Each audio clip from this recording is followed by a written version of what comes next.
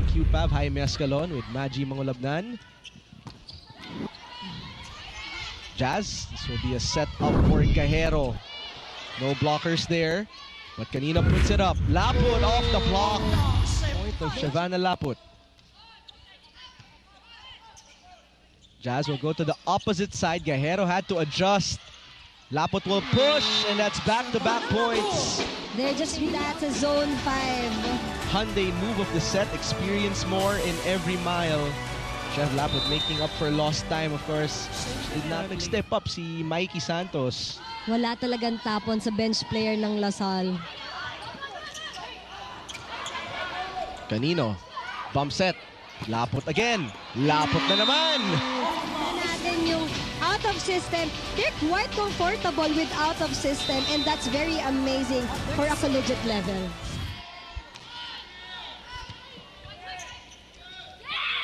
Gahero, they need a big one here to get on the board. And that will be 4 straight points for DLSU. Perfect time to go to Sophie Espiritu. Sophie, steady first pass. Kanino! A perfect volleyball right there. Angel Kanino just hammering it down with the combination play. Cuneta has been constantly reminding the girls, wag na tayo mag-hold back, wag na tayo matakot. And coming into the set, Coach Fabio continues to push the same mindset. This is our Sunsilk Courtside Report. Try the new Sunsilk with Amino Silk Complex for up to 200% smoother hair. So 8 with Sunsilk. Now back to you, Jaime and Maji. You really missed the... Baklay now serving. Angel trying to make do. And she finds a way.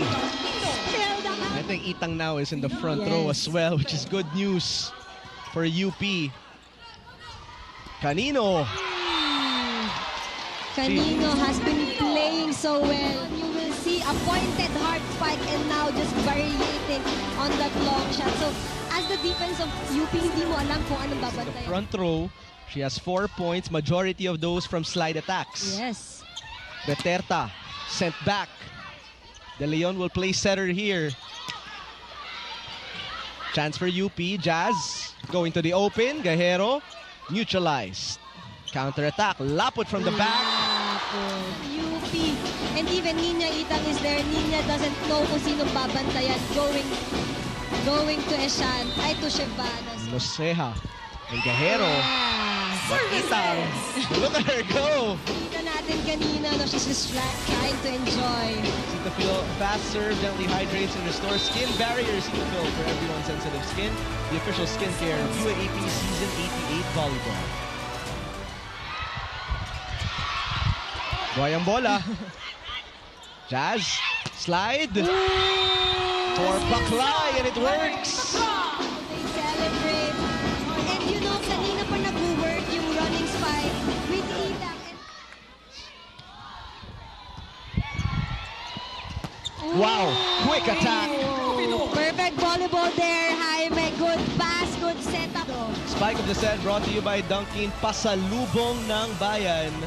That acceleration there in spike, hindi naman talaga mababantayan yun. 11 serving 8 Nunag, full front line. And a service ace. UP has to be mindful with that. So, a response here from LaSalle after the run by UP, and it's their turn. Let's see if they get a good first ball.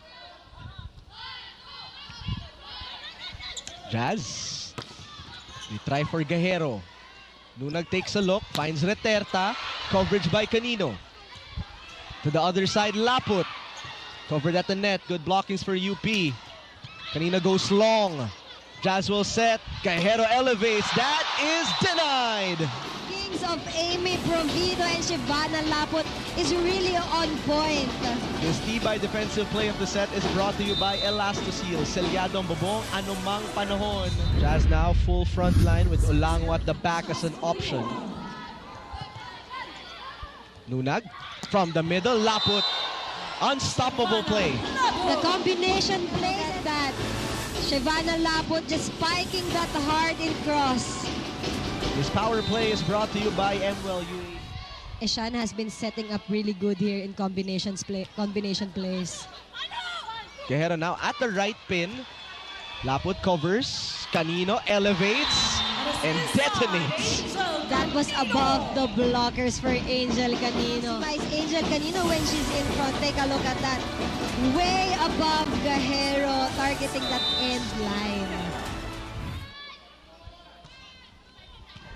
Sharp serve for Roterta. Balik kay Gajero. And that will be another point for Gajero. She's doing a good job. Trying to find ways to point for UP. Ayun, medyo umiibabaw na rin siya.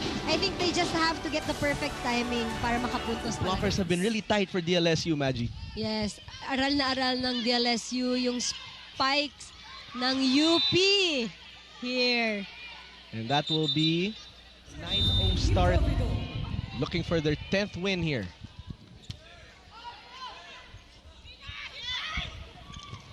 Ali will push. Back row Gajero. Nunag will set to the opposite side for Laput, who finds an open spot. But she still choose to spike long to make a confusion in their defense. Lalo na in between of Gajero and Jack. That is inside for Baklay. So the middle blockers continue with 2 points in this set. Contributing the best way they can, not even in front but also in the service line. They have to take advantage na nasa likod si Laput and the blocker is a Shana Nunag, a little bit smaller there. Kian, Eh, check. Kanina just a bit too late as Olango. We're talking about UP has to maximize the blockings of Eshana Nunag there. Good job.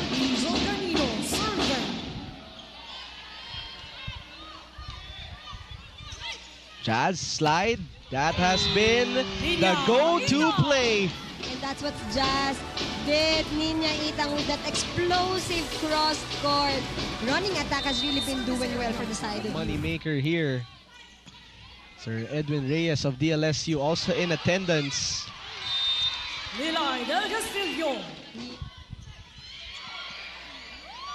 Nunag tried to 1-2 play. High set, Reterta. Ginawa ng paraan. Kitang-kita natin, she just made through it. Sway your way moment of the game brought to you by Sunsilk. Well, for DLSU. Ali, back row. That one dug. Laput exploding. And UP. That it feels good for Baklay to finally block. Oh, I think it's Gajero to block Shivana Laput.